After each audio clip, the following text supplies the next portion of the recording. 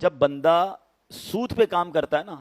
وہ سست ہو جاتا ہے، وہ کاہل ہو جاتا ہے، وہ کاروبار کرنے کی جو چستی ہے، جو ایفرٹس ہے، ختم۔ اب میرے کو پیسے لگا دیے، پیسے مل جاتے ہیں، کیا ضرورت ہے کام کرنے کی؟ اس کا جو مائنڈ ہے وہ لاک ہو جاتا ہے، کریٹیوٹی ختم ہو جاتی ہے، وہ کبھی بھی نیا کام، وہ جب بھی نیا کام کرنے کا سوچے گا اس کو ڈر لگے گا، یار پیسے کہیں لگاؤں گا تو کوئی کھا جائے گا، نقصان ہو جائے گا۔ سود پہ اچھا ہے نا، پیسے لگاؤ گھر بیٹھے مل جائیں گے۔ تو ایک تو معاشی ایکٹیویٹی ختم ہو جائے گی، یعنی شریعت کے اس اصول کا فائدہ دیکھیں کہ اگر کسی امیر کی جیب سے نکل کر کاروبار شروع ہوگا، مثال کے طور پہ وہ فیکٹری لگائے گا تو سینکڑوں لوگوں کو جاب ملے گی، ٹھیک ہے نا؟ اور جناب اس کے بعد کام آگے بڑھے گا تو مزدور اس فیکٹری میں سامان لینے آئیں گے، را مٹیریل نکلے گا تو کٹ پیس والوں کا جو بھی کام ہے اس کا فائدہ ہوگا۔ اب آپ غور کرتے جائیں کہ پیسہ مارکیٹ میں آ کر کاروبار میں لگے گا تو یہ سوسائٹی کے لیے بھی کتنا ضروری ہے، ہمارے معاشرے کے لیے کتنا ضروری ہے کہ امیر پیسے تو کاروبار سے بھی کمائے گا، لیکن اس کے ساتھ سینکڑوں ہزاروں لوگ بھی کمائیں گے، کئی گھروں کا چولہا جلے گا،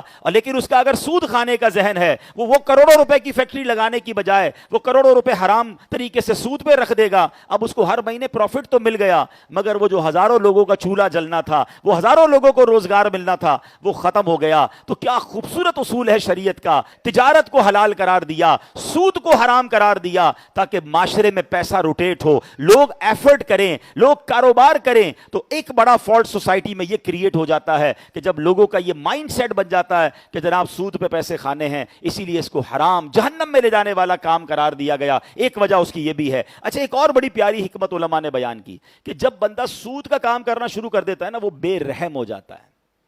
ہاں اس کے اندر سختی آ، دل سخت ہو جاتا ہے، تو اس کو اپنے پیسوں کی فکر ہے، سامنے والا ریکویسٹ بھی کر رہا ہوتا ہے کہ یار میرا اس بار دھندا نہیں ہوا، میرا کاروبار نہیں ہوا، میرا پیسے نہیں ہیں، بھائی جان مجھے کوئی فرق نہیں پڑتا، مجھے میرا اماؤنٹ چاہیے، مجھے میرا نفع چاہیے، بے رحم۔ اچھا، پھر جب سود کا کام کرے گا اتنا سخت دل ہو جائے گا کہ وہ کبھی قرضہ نہیں دے گا۔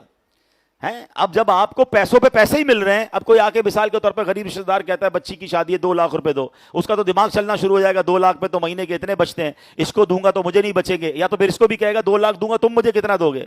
اللہ کے بندے، پھر قرض کدھر گیا، مدد کدھر گئی، رحم دلی کدھر گئی؟ اس کا ایک خطرناک جو کانسیکوینسز ہے کہ سود کا کام کرنے والا بے رحم ہو جاتا ہے، وہ ہر قرضے میں بھی نفع مانگ رہا ہوتا ہے۔